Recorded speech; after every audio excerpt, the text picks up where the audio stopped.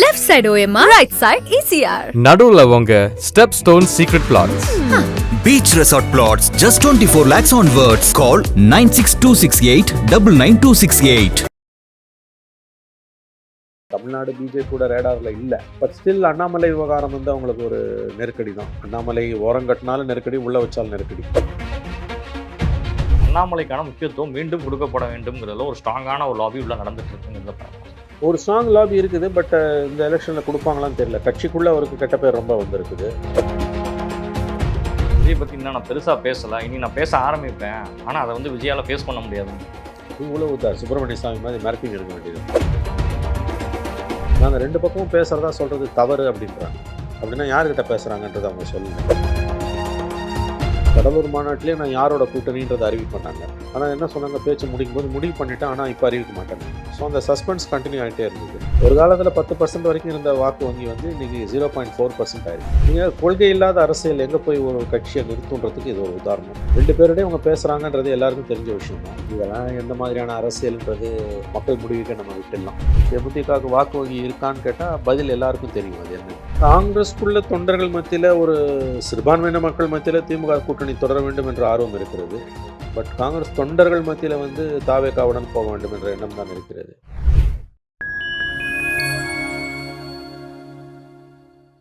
Point time மீடியாவோட ஒரு special இன்டர்வியூவில் சிறப்பு அழைப்பாளராக தமிழகத்தினுடைய ஒரு மூத்த உதவியாளர் மணிசார் அவர்கள் இணைந்துள்ளார். சமகால அரசியல் நிகழ்வு குறித்த பல்வேறு கேள்விகளை முன்னிக்கின்றோம். வாருங்க நிகழ்ச்சிகள் சொல்லலாம். வணக்கம் சார். சார் வணக்கம். தேமுதிக எந்த பக்கம் போகுங்கிற இரண்டு பக்கமும் பேச்சுவார்த்தை நடந்துட்டு இருக்கிறது தொடர்ந்து ஒவ்வொரு வாரமும் அலசப்பட்டு கொண்டு இருக்கு சார். ஊடகங்களும் வந்து சொல்லிட்டு தான் இருக்காங்க, இல்லை நாங்கள் அப்படிலாம் பேசலை, எங்களோட வலிமைக்கு வந்து யார் சீட் கொடுப்பாங்களோ அங்கே தான் நாங்கள் போவோம், எங்கேயும் இறங்கி போக மாட்டோம்ட்டாங்க. 224 தொகுதிக்கும் விருப்ப மனு வந்து ஸ்டார்ட் ஆயிடுச்சு. பெரிய அளவில் க்ரௌட் இல்லைங்கிறது தான் வரக்கூடிய தகவல்களாக இருக்குது. ஆனால் தேமுதிகவுடைய முடிவும் வந்துட்டு எதிர்பார்க்கக்கூடிய ஒரு விஷயமாவே தான் இருக்குது. அவங்க பிரேமலதா சொன்னதான் வந்த தகவல். அது வாட்ஸ்அப்பில் வந்து உண்மையாக எந்த அளவுன்னு தெரியல. நாங்கள் ரெண்டு பக்கமும் பேசுகிறதா சொல்கிறது தவறு அப்படின்றாங்க. அப்படின்னா யார்கிட்ட பேசுகிறாங்கன்றது அவங்க சொல்லலை. கடலூர் மாநாட்டிலே நான் யாரோட கூட்டணின்றதை அறிவிப்பு பண்ணாங்க. ஆனால் என்ன சொன்னாங்க, பேச்சை முடிக்கும் போது முடிவு பண்ணிட்டேன், ஆனால் இப்போ அறிவிக்க மாட்டேன்னாங்க. ஸோ அந்த சஸ்பென்ஸ் கண்டினியூ ஆகிட்டே இருந்தது. ஒரு காலத்தில் 10% வரைக்கும் இருந்த வாக்கு வங்கி வந்து இன்றைக்கி 0.4% ஆயிருக்கு. அவ்வளோதான். நீங்கள் கொள்கை இல்லாத அரசியல் எங்கே போய் ஒரு கட்சியை நிறுத்துன்றதுக்கு இது ஒரு உதாரணம். அவங்க என்ன பண்ண போகிறாங்கன்னு நமக்கு தெரியல. இதுக்கு நடுப்புற நயினார் நாகேந்திரன் கூட சொல்லியிருக்காரு, நான் ஒன்றும் முயற்சி பண்ணல அவங்கள கூட்டின்னு வரத்துக்கு.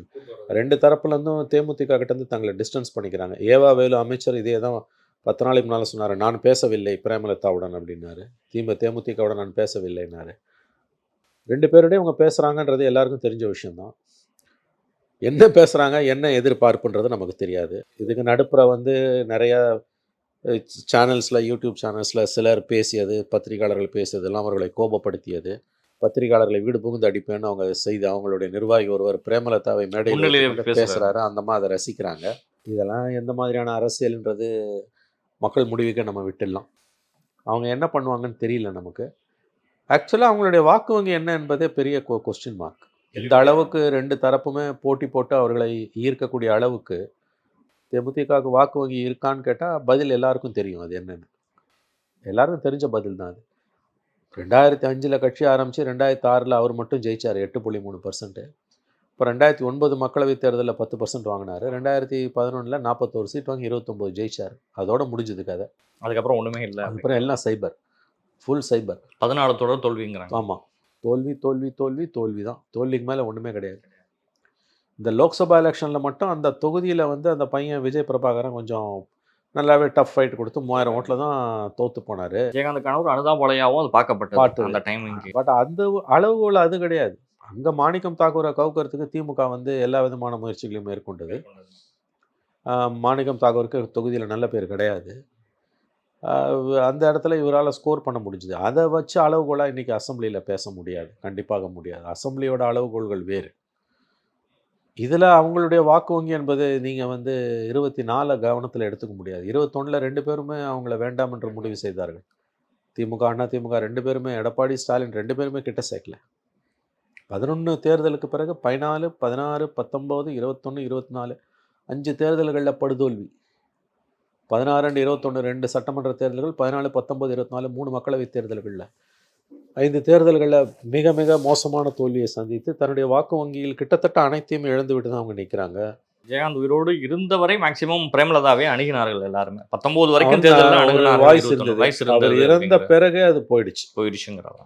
23 அவர் இறந்து போனார். மக்களவை தேர்தல்லையே அடுத்த தேர்தல்லையே அவர்கள் கைவிடப்பட்டார்கள். இன்றைக்கி அவங்க என்ன பண்ண போகிறாங்கன்னு தெரியல. 2 பேர்கிட்டையும் பேசுகிறாங்க. அவங்க அதான் ரொம்ப சுருக்கமாக சொல்கிறதுனா வேணும், கொள்கை இல்லாத அரசியல் எங்கே கொண்டு போய் நிறுத்துன்றதுக்கு இவையெல்லாம் உதாரணங்கள். திண்டுக்கல் சீனிவாசனே சொல்லுவாங்க, அவங்க எதிர்பார்க்குற பதவி பெருசாக இருக்குங்க, அதை நான் சொல்ல முடியாது, அது அப்படி ஒரு இதில் போயிட்டு இருக்குது. ஆனால் அவரும் சொல்கிறாரு 2 பக்கமும் பேசிட்டு தான் இருக்கிறாங்க அப்படின்னு சொல்லிட்டு போகிறார். இது வந்து அரசியலுக்கு நல்லது இல்லைங்கிறாங்க. அதுதான் இன்றைக்கி மறந்துருக்காங்க அந்த அம்மா. 2 பேர்கிட்டையும் நான் பேசலைன்றாங்க. அப்போ யார்கிட்ட பேசுனீங்கிறதா. நான் கேள்விப்பட்ட வரையில் எடப்பாடியார் அவ்வளவு ஆர்வம் காட்டவில்லை. பட் திமுக ஆர்வம் காட்டுகிறதுன்றாங்க. என்ன இவங்க டிமாண்டு, என்ன இவங்களோட offer, both DMK and ADMK. இவங்க தேமுதிக பிரேமலதா என்ன கேட்குறாங்க, எடப்பாடியும் ஸ்டாலினும் என்ன கொடுக்க தயாராக இருக்காங்கிறதான் அது வெளியில் தெரியல. அது அவங்களா சொல்லாத வரைக்கும் மற்றவையெல்லாம் யூகங்கள் தான். உங்களுக்கு திரும்பவும் சொல்கிறேன், கொள்கை இல்லாத அரசியல் எத்தகையது ஒரு அவலமான அருவருப்பான அரசியலுக்கு இட்டு செல்லும் என்பதற்கு இதுதான் உதாரணம். சீமான் தான் சொன்னார், ஒரு கட்சி 2 பேருடையும் பேசுவது என்பது அருவருப்பானதுன்னார். அதான் உண்மை. ராஜகண்ணப்பனுடைய பேச்சு தொடர்ந்து சர்ச்சையாயிட்டு இருக்கு. காங்கிரஸ்லாம் வந்துட்டு எங்களோட இருக்கிற நீ வெளியில் போனாலும் பிரச்சனை இல்லை, ஆனால் முதலமைச்சர் தான் முடிவெடுக்கணும்னு சொல்லிட்டாரு. தேமுதிகலாம் வந்து ஒரு கட்சின்னு சொல்லி கேள்வியே கேட்காதீங்கன்றார். இப்போ தினந்தோறும் ராஜகண்ணப்பன் இந்த கூட்டணி சம்மந்தப்பட்ட விஷயங்களில் அவர் பேசக்கூடிய விஷயங்கள் தொடர் சர்ச்சையிலே போயிட்டு சார். எப்படி பாருங்க? இல்லை, பேச வைக்கப்படுகிறார். வழக்கமாக இப்படி இருக்கும்போது தலைமையோட ஆசீர்வாதத்தோட ஒரு மந்திரி பேசுவாங்க. எல்லா மந்திரியும் பேச மாட்டாங்க. ஒரு மந்திரி சாஸ்திரத்துக்கு ஒரு பண சோத்துக்கு ஒரு சோறு பதன்ற மாதிரியே ஒருத்தர் பேச வைப்பாங்க. இன்னும் அட்டகாசம் அதிகம் ஆகுதுன்னா இன்னும் 2 மந்திரி பேசுவாங்க. கட்டுப்பாடு இல்லாமல் யாரும் பேச மாட்டாங்க. இவ்வளோ பேசுங்கன்னு லிமிட்டாக சொல்லுவாங்க, அதை அவங்க பேசிட்டு போயிடுவாங்க.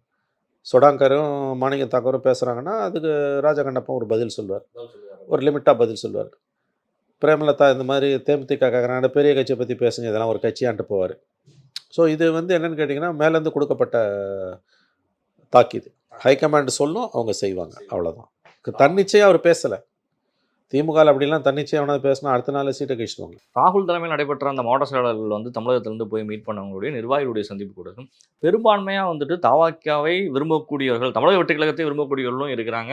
டிஎம்கே ஒரு அலைன்ஸையும் இது பண்ணாங்க. சீட் வந்து நம்ம குறைச்சி வாங்கிறவனா அதிகமாகவே தான் நம்ம கேட்டாகணுங்கிறதுல காங்கிரஸில் இப்போ நிறைய தலைவர்கள் வந்துட்டு அந்த முடிவுக்குள்ளே வந்துட்டு தான் சொல்ல போகிறது. எப்படி சார்? இல்லைங்க, காங்கிரஸ்குள்ள தொண்டர்கள் மத்தியில் ஒரு சிறுபான்மையின மக்கள் மத்தியில் திமுக கூட்டணி தொடர வேண்டும் என்ற ஆர்வம் இருக்கிறது. பட் காங்கிரஸ் தொண்டர்கள் மத்தியில் வந்து தாவேகாவுடன் போக வேண்டும் என்ற எண்ணம் தான் இருக்கிறது. மிக்சட் பேக்காக தான் அது இருக்குது. இது கூடிய சீக்கிரம் இந்த பிரச்சனை முடிவுக்கு வர்றது நல்லது. அப்படி இல்லைன்னா கூட்டணி உறுதியானால், என்னை பொறுத்த வரைக்கும் இந்த கூட்டணி தொடரும் தான் நான் நம்புகிறேன். அப்படியே தொடர்ந்தாலும் கீழே ஓட் டிரான்ஸ்ஃபரில் ப்ராப்ளம்ஸ் வரும். அது ஒரு சிக்கல் இருக்குது உங்களுக்கு. ஆகவே இவர்கள் எவ்வளவு செல்வமாக இந்த பிரச்சனையை தீர்த்து கொள்கிறார்களோ அவ்வளோ செல்வம் 2 பேருக்கும் நல்லது. அப்படி இல்லைன்னா 2 பேருக்குமே சிக்கல் தான். இந்த கூட்டணி உறுதிப்படுத்தப்பட்டாலும் உறுதியாகும் என்று தான் நான் இன்னமும் நம்புகிறேன். அது கீழே உங்களுக்கு வந்து ஓட் டிரான்ஸ்ஃபர் நடக்காது. பாஜகவில் மேலிட பொறுப்பாளர்கள் வந்தோன்னா ஒரு பெரிய அளவில் பிஎல் சந்தோஷ் வந்து பேசின உடனே அங்கே ஒரு பெரிய மாற்றங்கள் வந்து எதிர்பாராத ஒரு விஷயமாகவே தான் இருந்தது. அமைப்புச் செயலாளர் பதவியிலிருந்து கேசவநாயகம் நீக்கப்பட்டு பிரசப்குமாரை வந்து அந்த இடத்துல நியமனம் பண்ணுறாங்க. அண்ணாமலை கடுமையான அழுத்தத்தை கொடுக்குறாரு. அந்த மீட்டிங்லேயே அவர் கலந்துக்குவாராங்கிறது வந்துட்டு டவுட்டாக இருந்துச்சு. நேரடியாக அண்ணாமலை ஆர்எஸ்எஸ் ஆஃபீஸ் போயிட்டார். பாஜகவுடைய கூட்டத்தில் கலந்துக்கல, ஆர்எஸ்எஸ் ஆஃபீஸ் போகிறாரு. அடுத்த ஒரு 1-2 மணி நேரங்கள்லேயே வந்துட்டு கேசவநாயகம் மாற்றப்படுகிறாருங்கிற தகவல் வெளிவருது சார். அண்ணாமலைக்கான முக்கியத்துவம் மீண்டும் கொடுக்கப்பட வேண்டும்ங்கிறதுல ஒரு ஸ்ட்ராங்கான ஒரு லாபி உள்ள நடந்துட்டு இருக்குங்கிறத பார்க்கலாம் சார். ஒரு ஸ்ட்ராங் லாபி இருக்குது. பட் இந்த எலெக்ஷனில் கொடுப்பாங்களான்னு தெரியல. கட்சிக்குள்ளே அவருக்கு கெட்ட பேர் ரொம்ப வந்திருக்குது. அவரால் தான் நிறையா பிரச்சனைகள் என்று பலரும் உள்ளுக்குள்ளே சொன்னதாக தகவல்கள் வருது. முதன்முறையாக நீங்கள் பார்த்தீங்கன்னா பிஜேபியோட எக்ஸிக்யூட்டிவ் மீட்டிங் வந்து ஆர்எஸ்எஸ் ஆஃபீஸில் நடக்குது. அது இல்லாமல் இந்த முறை கேண்டிடேட்ஸாக 25 பேர் கொடுத்தாலும் அதில் ஆர்எஸ்எஸ்காரர்கள் கணிசமான அளவு 20% இருக்கணும் என்று ஆர்எஸ்எஸ் வலியுறுத்துவதாக தெரிகிறது.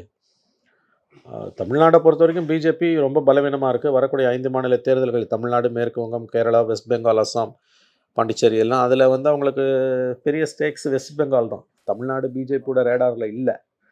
பட் ஸ்டில் அண்ணாமலை விவகாரம் வந்து அவங்களுக்கு ஒரு நெருக்கடி தான். அண்ணாமலை ஓரங்கட்டினாலும் நெருக்கடி, உள்ளே வச்சாலும் நெருக்கடி.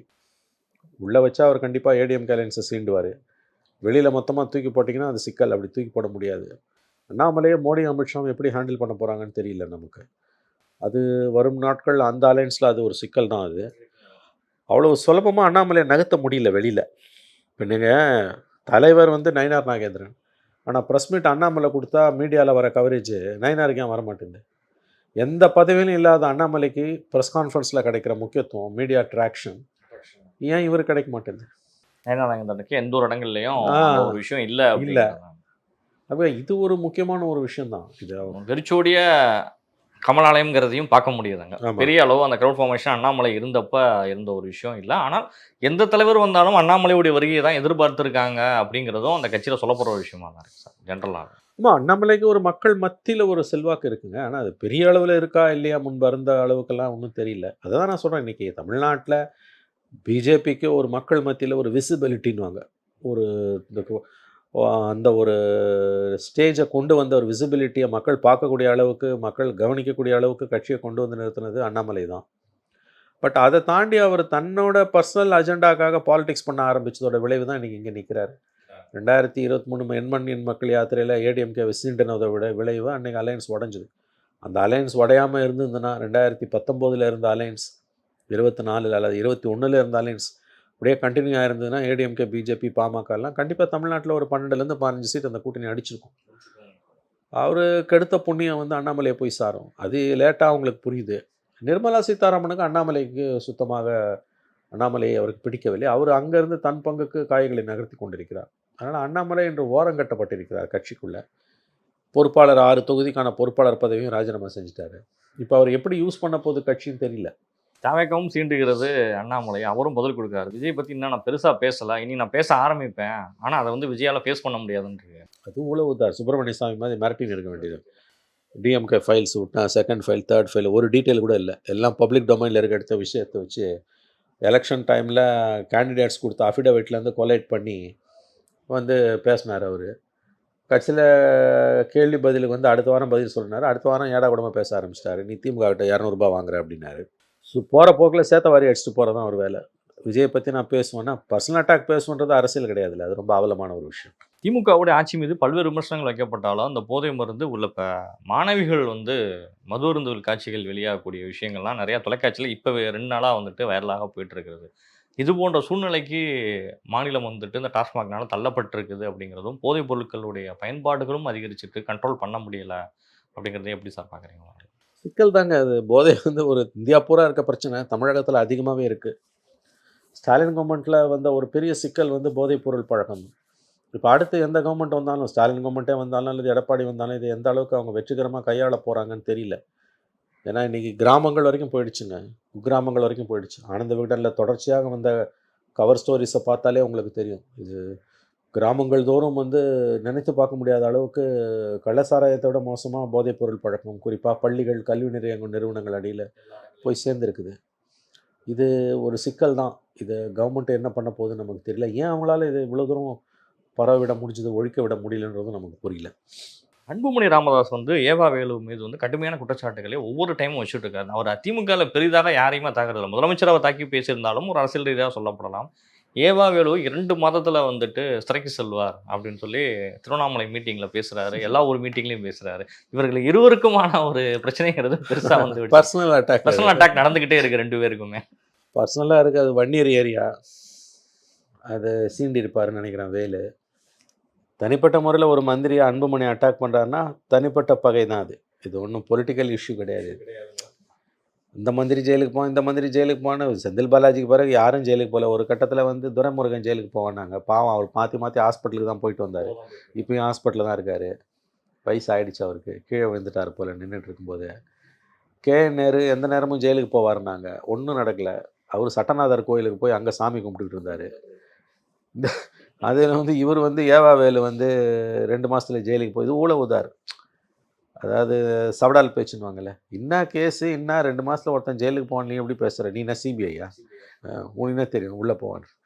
இது பர்சனல் அட்டாக். எலெக்ஷன் டைமில் இதெல்லாம் கண்டுக்கூடாது. இது நிறையா பேசுவாங்க, மாற்றி பேசுவாங்க. இட்ஸ் சீரியஸ் அலிகேஷன்ஸ் கிடையாது. That's politics, part of game. அது டெமோக்ரஸியில் அது ஒரு பெரிய விஷயமே கிடையாது.